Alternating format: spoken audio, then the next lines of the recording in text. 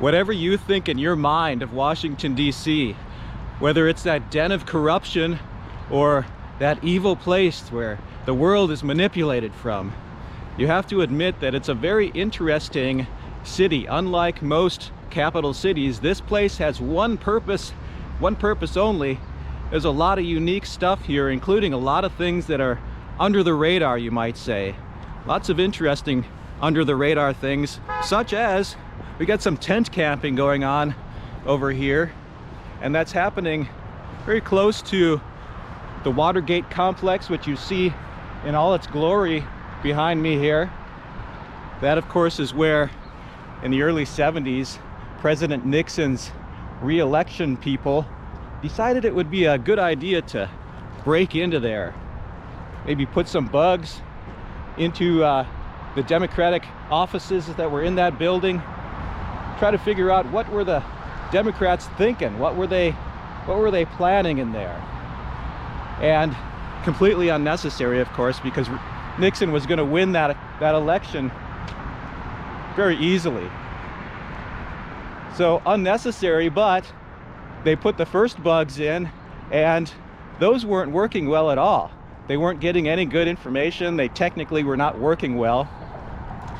And that first bug was monitored from that building right there. It's kind of a skinny building from the side, and that is the former Howard Johnson Hotel. And I think there were 2 rooms in there that they used at different times to monitor that first bug, but mainly on the 7th floor of that structure right there was where, you know, guys like E. Howard Hunt and Gordon Liddy would probably come in and out here a little bit from time to time, but the bug was actually monitored, or the bugs were monitored by some lower level guy than them.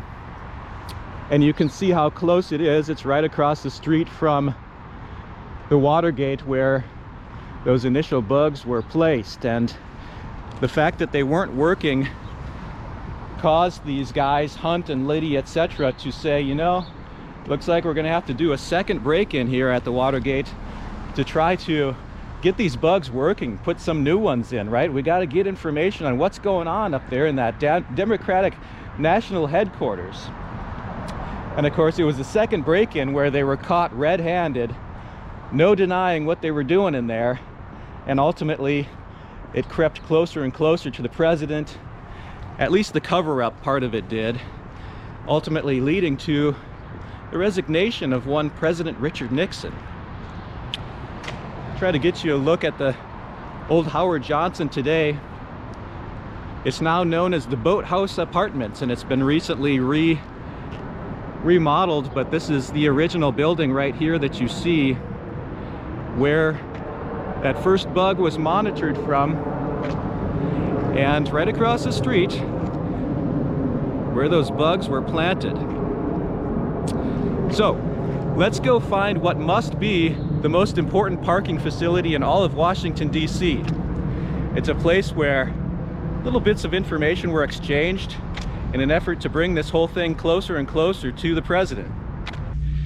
This is the parking garage where in 1972 and 1973, 2 people would come to secretly meet. Those 2 people were a reporter from the Washington Post, Bob Woodward, and a guy named Deep Throat. Later it turned out that Deep Throat was actually the second in charge at the FBI, a guy named Mark Felt. And Mark Felt, or Deep Throat, would meet down here with Bob Woodward and, you know, leak just little bits of information, enough to keep the investigation going within the media, trying to get it closer and closer to the president. This is the spot right here. It's D32, where those 2 would secretly meet, and there's been some progress. We actually have a little bit of information posted on the spot itself. It wasn't too long ago that this entire parking garage was slated for destruction, and now at least temporarily it's been saved, and who knows, maybe even permanently, right?